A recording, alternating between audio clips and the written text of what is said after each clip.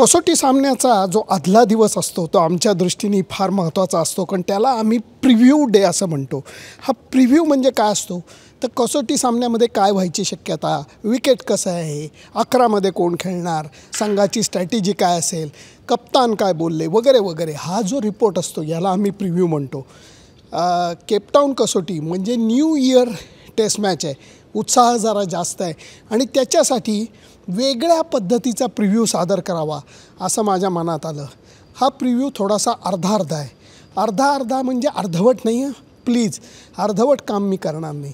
फक्त अर्धा रिव्ह्यू हा मी आकाशातनं करणार आहे, अर्धा रिव्ह्यू मी जमिनीवरनं करणार आहे. त्याचं कारण असं आहे, माझा एक मित्र आहे अतुल यादव, भन्नाट फोटोग्राफर, तो आज माझ्यासोबत आहे म्हणून जराही मी मजा करतो आहे. त्यामुळे काय असणार आहे याची उत्सुकता थोडीशी ताणून धरतो आणि मग या नवीन वर्षाच्या कसोटी सामन्याचा जो प्रिव्ह्यू आहे तो वेगळ्या पद्धतीने सादर करायचा प्रयत्न करतो. चला, सुंदर दिवस आहे, स्वच्छ सूर्यप्रकाश, निळभोर आकाश आणि त्यामुळे केपटाऊनला वेगळ्या पद्धतीने भटकंती करूया, टेस्ट मॅचचा प्रिव्ह्यूसुद्धा करूया. चला चला चला, वेळ वाया घालवू नका, या. Sachin Tendulkar became what he is if he was playing T20 cricket. No. So you love Sachin Tendulkar? I do, sir. You're a real cricket lover. Yeah, any good cricketers, good cricket. केपटाऊनला बाहेर पडलेलो आहे, सकाळची वेळ आहे, फक्त 8 वाजलेले आहेत आणि आम्ही आमचे ड्रायव्हर साहेब इब्राहिम यांच्याबरोबर मस्तपैकी राईडला बाहेर पडलेलो आहे. थोडंसं तुम्हाला केपटाऊन या निमित्ताने बघायला मिळेल.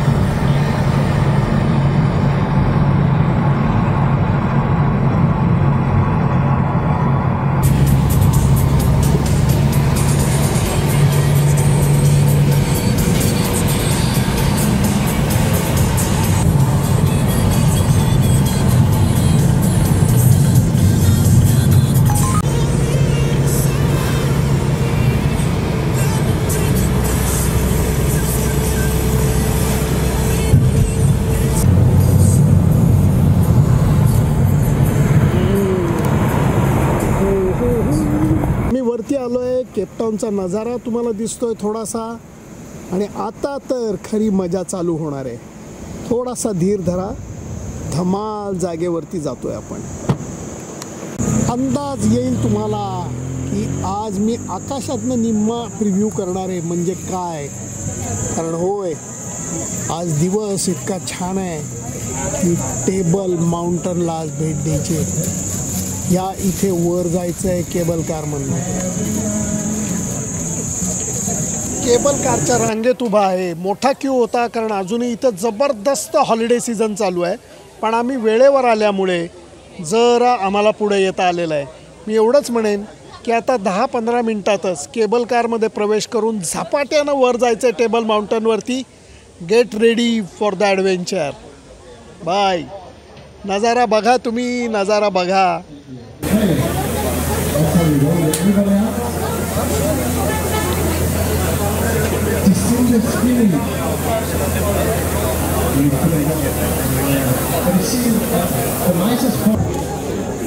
एक केबल कार येते, लोक त्याच्यात जायला इकडे थांबलेले आहेत. आम्हाला थोडासा वाट बघायला लागणार आहे कारण आमची केबल कार आत्ता वरती गेली आहे, खाली यायला अजून थोडा वेळ आहे.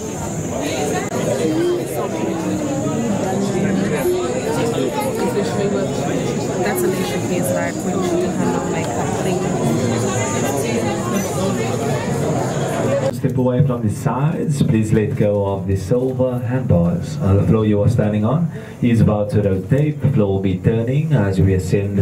Capture as much as you can, guys, and do enjoy this beautiful view of the mother city. It's officially. आमची केबल कार चालू झालेली आहे. 65 जणांना वर घेऊन जाणारी ही केबल कार चालू झालेली आहे. वाव, सपाट्यानं वर जाणारी केबल कार. 2 मिनिटात आम्ही कुठनं कुठं आलोय बघा फक्त. आणि इथनं दिसणारा हा नजारा केपटाऊनचा, क्या बात आहे.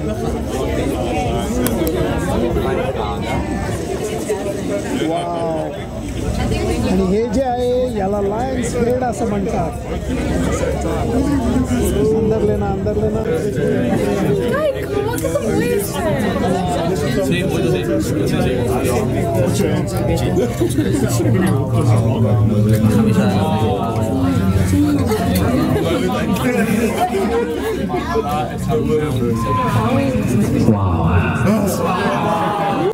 केबल कारनी टेबल माउंटनला वरती आलेलो आहे. आत्ता लगेच तुम्हाला कळणार नाही आपण किती वर आलोय, परंतु ज्याच्यासाठी लोक टेबल माउंटनला येतात त्या काही जागा आपण नक्कीच विजिट करणार आहोत. त्यामुळे त्याची तयारी ठेवा. या टेबल माउंटनला वरती आलं की एकेका ठिकाणाहून केपटाऊनचं जे दर्शन होतं ते अफलातून दिसतं.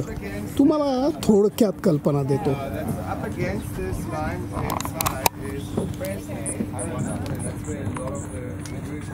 लांबनं दिसणार नाही, परंतु जरा झूम करतो,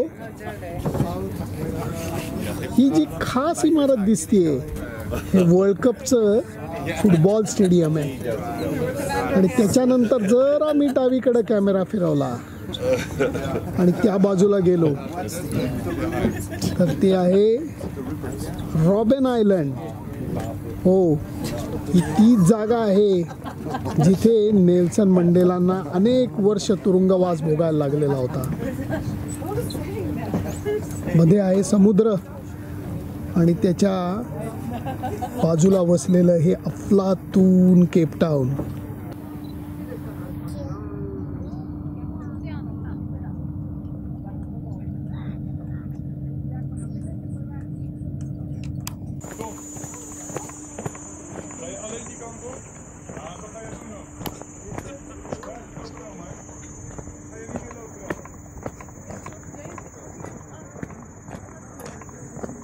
त्या बाजूनी टेबल माउंटनचा नजारा आपण बघितला.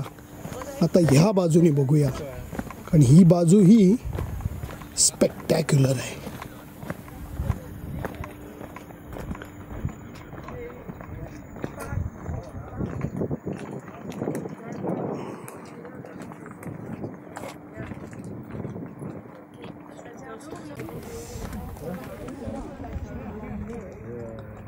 निसर्गाचं रौद्र रूप इथे बघायला मिळतं.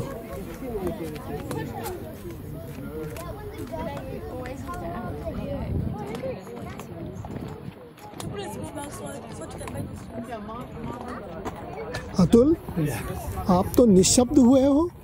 बिल्कुल सर, देख करके बहुत ही जैसा सोचा था उससे भी कहीं ये हज़ारों गुना बहुत ही ज़्यादा, क्या करें, खूबसूरती इतनी है इसकी अच्छी और इतना अद्भुत है कि खामोशी है. मैं सोच रहा हूँ कि इस पर कहें क्या. बहुत ही अद्भुत है और इसमें आपका बहुत योगदान है. हमें यहाँ नहीं आना ज़रूरी है. केपटाऊन आओ, टेबल माउंटन ना आओ तो कैसे चलेगा. बॉक्सिंग डे टेस्ट मॅच म्हणजे 26 डिसेंबरला होते. वर्षाचा तो अखेर असतो, वर्षाची शेवटची मॅच असते.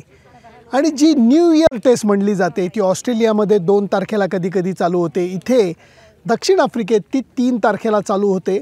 आणि त्यामुळे भारत विरुद्ध दक्षिण आफ्रिका, न्यूलंड्सला होणारा नवीन वर्षाचा पहिला कसोटी सामना हा दोन्ही संघांसाठी महत्त्वाचा आहे. तुम्हाला कल्पना आहे की नाही माहीत नाही, परंतु दक्षिण आफ्रिकेमध्ये आर्थिक अडचणींमुळे क्रिकेट बोर्डसुद्धा खूप संकटात सापडलेलं आहे. टेस्ट मॅचेस कमी करून त्यांना साऊथ आफ्रिकेच्या T20 लीगकडे जास्त लक्ष द्यायला लागते. बोंबाबोंब होतीये की न्यूझीलंड विरुद्धच्या कसोटी सामन्यांसाठी ते भलता संघ पाठवत आहेत आणि लक्ष जास्त करून T20 क्रिकेटकडे देत आहेत. या पार्श्वभूमीवरती भारताचा सामना अशा करता महत्त्वाचा आहे कारण इथे मात्र संपूर्ण टीम खेळणार आहे. डीन एल्गर आपला शेवटचा कसोटी सामना खेळणार आहे आणि डीन एल्गर कप्तानसुद्धा आहे कारण बहुमाला दुखापत झालेली आहे. भारतीय संघाच्या बाबतीत बोलायचं झालं तर संकटं खूप आहेत, आव्हानं खूप आहेत कारण गेल्या सामन्यामध्ये भारतीय संघाने अपेक्षित कामगिरी दोन्ही प्रांतात केलेली नाही आहे. बॅटिंगमध्येही केलेली नाही आहे, बॉलिंगमध्येही केलेली नाही आहे. बॅटिंगमध्ये KL राहुलचं पहिल्या इनिंगमधलं शतक, विराट कोहलीची दोन्ही इनिंगमध्ये भरवशाची बॅटिंग आणि बुमराची बॉलिंग एवढ्याच फक्त जमेच्या बाजू आहेत. बाकी सगळीकडे सपशेल अंधार आहे. त्यामुळे या कसोटी सामन्याकडे आपल्याला सामान्य कसोटी सामना म्हणून बघता येणार नाही. भारतीय संघासमोर 2024मध्ये प्रामुख्याने 2 आव्हानं आहेत. एक आहे हा न्यूझीलंडचा कसोटी सामना कारण ह्याच्यामध्ये ज्याला हिंदीत म्हणतात दूध का दूध पाणी का पाणी होणार आहे. दुसरीकडे याच वर्षामध्ये 2024मध्ये T20 वर्ल्ड कपसुद्धा असणार आहे. त्यामुळे या 2 आव्हानांना भारतीय संघ कसं तोंड देतो, अर्थात बॉक्सिंग डे टेस्ट मॅच ऑस्ट्रेलियामध्ये खेळायला लागणारी हे तिसरं आव्हान आहे. ते थोडंसं दूर आहे कारण ते 26 डिसेंबर 2024ला होणार आहे. त्यामुळे या सगळीकडे लक्ष देता या सामन्याचं महत्त्व अजून वाढलेलं आहे. आता विकेट कसं आहे, टीमचं कॉम्बिनेशन कसं आहे, आउटफील्ड कसं आहे, या सगळ्या बाबतीत मला इथनं बोलता येणार नाही टेबल माउंटनवरनं कारण त्याच्याकरता मला आकाशातनं उतरून जमिनीवर जायला लागेल. त्यामुळे हा अर्धा प्रिव्ह्यू तुम्हाला आकाशातनं म्हणजे टेबल माउंटनवरनं सादर केला. Thanks to my friend Atul Yadav कारण कॅमेरा त्यांनी पकडलेला आहे. आता आपण न्यूझीलंडवरती जाऊया, थोडंसं अजून भटकंती इकडे करूयात आणि न्यूझीलंड मैदानावरती जाऊया आणि तिथे मी तुम्हाला विकेट दाखवीन, आउटफील्ड दाखवीन, टीमची स्ट्रॅटेजी काय असेल हे सुद्धा सांगेन. त्यामुळे थोडंसं अजून टेबल माउंटन फिरूया मग न्यूझीलंडकडे जाऊया. चला.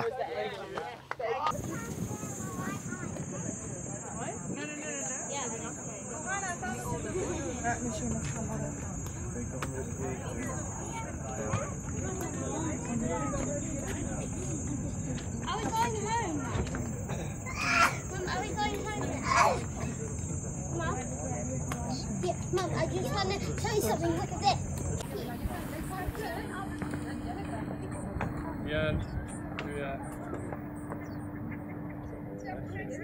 आत्ताच्या घडीला भारतीय संघ एवढा खाली गेला आहे कामगिरीमध्ये. पहिल्या टेस्ट मॅचमध्ये जरा गडबड झाली आहे. इथं तुम्ही बघितलं बारकाईनी तर 2 समुद्राचं मिलन तुम्हाला आहे असं कळतं, हिंद महासागर आणि अटलांटिक ओशन. त्यामुळे एकीकडचं गरम पाणी आहे जे तुम्हाला हिरवटसर दिसेल आणि दुसरीकडचं थंडगार पाणी आहे जे तुम्हाला निळसर दिसेल.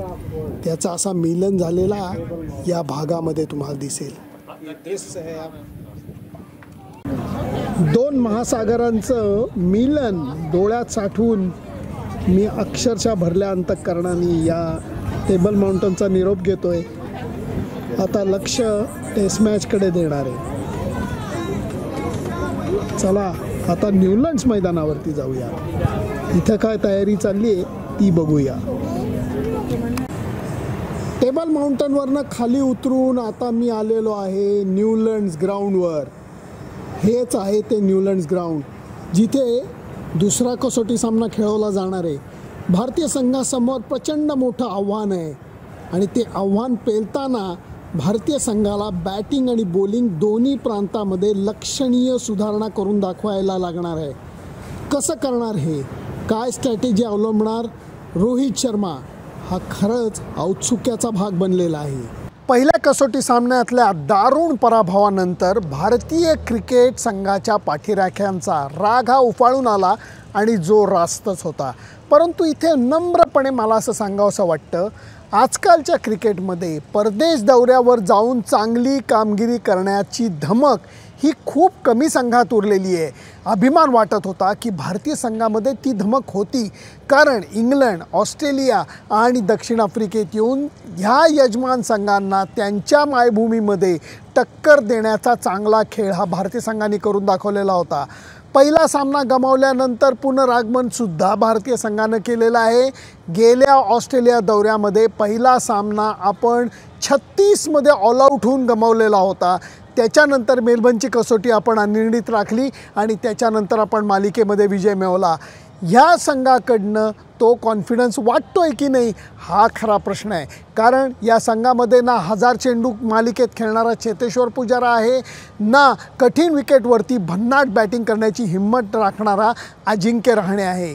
परंतु ह्याच्यामुळे आता जे नवीन खेळाडू आहेत, मग तो श्रेयस अय्यर असू देत, तो शुभमन गिल असू देत, ते यशस्वी जयस्वाल असू देत, यांच्यावरती हे आव्हान, ही जबाबदारी येऊन पडते की तुम्ही जर साध्या संघांविरुद्ध चांगला खेळ करू शकता, मायभूमीत चांगला खेळ करू शकता, तर परदेश दौऱ्यात का करू शकत नाही. कारण कुठल्याही खेळाडूला, कुठल्याही खास करून फलंदाजाला मायदेशात नाही तर परदेशात जाऊन केलेल्या रन्सचं मोल हे जास्त असतं. इथं मला एकच मुद्दा महत्त्वाचा मांडावासा वाटतो. जमाना असाही होता की भारतीय संघानं ऑस्ट्रेलियन संघाविरुद्ध फॉल ऑन नंतर पुनरागमन केलेलं होतं. गेली ती वर्ष कधीच सरून गेलेली आहेत, कारण त्या संघामध्ये एकाहून एक दिग्गज खेळाडू होते. आधुनिक जमान्यामध्ये असं पुनरागमन कुठल्याही संघाला करायला जमलेलं नाही आहे. त्यामुळे भारतीय संघाला पहिल्या डावामध्ये जास्त चांगली कामगिरी करणं हे नितांत महत्त्वाचं आहे. कारण जर पहिल्या डावामध्ये तुम्ही बऱ्यापैकी मागे पडलात तर नंतर गेलेला तोल सावरणं हे कठीण होऊन बसतं. हाच प्रश्न मी आज पत्रकार परिषदेमध्ये रोहित शर्माला विचारला. तो काय म्हणला ते ऐकूया. पिछले कुछ सालों में ऐसा नज़र आ रहा है कि टेस्ट क्रिकेट में पहली इनिंग में आप पिछड़ जाओ तो रिकवरी करना मुश्किल हो जाता है. वो ज़माना अलग था कि फॉल आउट से मिल गया तो भी सेकंड इनिंग में करके टीमें, तो ये सोचते हुए पहले इनिंग का खेल कितना इम्पोर्टेंट हो जाता है, क्योंकि एक बार पिछड़ गए तो मुश्किल हो रहा है वापस आना. हाँ बिल्कुल. देखिए अगर आप पीछे भी रहते हो तो कितना पीछे रहते हो वो भी इम्पोर्टेंट है. लास्ट गेम में हम 160 रन पीछे हो गए थे, तो एक्चुअली ऐसे विकेट पे बहुत ज़्यादा हो जाता है. तो अगर हमारा फर्स्ट इनिंग्स का स्कोर देखें तो आई think it was a very decent score, 245 on that pitch. तो हमारी बात यही हो रही थी कि अगर जब उनका पार्टनरशिप हुआ था, हमारी बात यही हो रही थी बीच में कि ज़्यादा आगे जाने नहीं देना है, बट अनफॉर्चुनेटली वो हो नहीं सका. और ऐसे दिन होते हैं. बट अगेन उसमें कोई एक्सक्यूज़ नहीं है कि अगर आप इतना पीछे भी रह गए तो you always need to find a way to come back into the game. Batting अच्छा करना पड़ेगा. यहाँ पे पता है कि चैलेंजिंग कंडीशंस होती है, बट यू नो एप्लीकेशन बैट्समैनों को दिखाना बहुत ज़रूरी है.